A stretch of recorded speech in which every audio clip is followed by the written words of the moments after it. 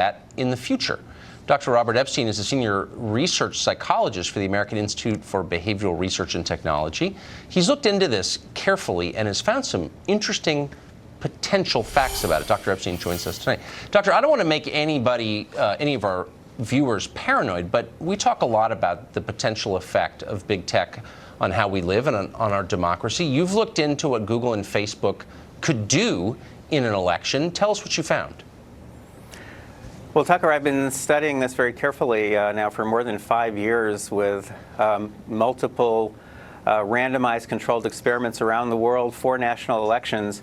And I can tell you that we should be paranoid, because what Google and Facebook can do is really mind-boggling. If, for example, if Mark Zuckerberg on election day last year, if he had chosen to press the enter key early morning and just sent out a message to Hillary Clinton supporters only saying, go out and vote, a go out and vote reminder, that would have sent her an additional 450,000 voters that day, with no one knowing that this had occurred. And that's just Facebook. What Google can do is really off the scale. Our experiments show that Google can take a 50-50 split among undecided voters and change it into a 90-10 split with no one knowing that they have been manipulated and without leaving a paper trail for authorities to follow. How? How could Google do that? Well, this is work that we're about to break. This is news that's about to break about our newest research, so I can't really go into detail, but it has to do with those search suggestions. Literally, from the very first character that you type into the search bar, you are being manipulated. And we've done 16 months of experiments. We have all the details now. We know exactly how this works. So they've got the search suggestions, which people are just oblivious to, and then, of course, the search results down below.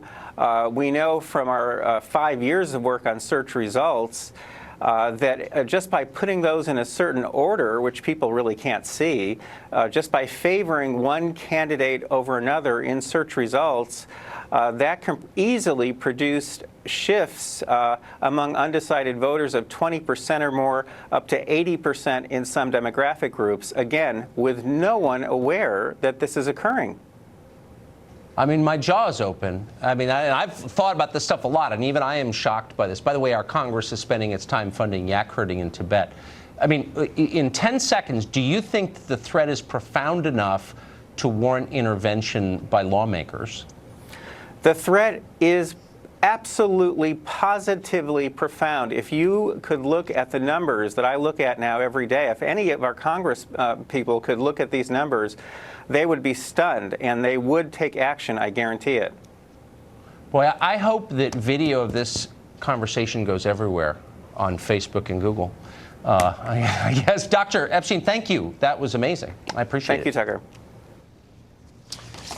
Well, speaking of big tech, the Southern Poverty Law Center, believe it or not, is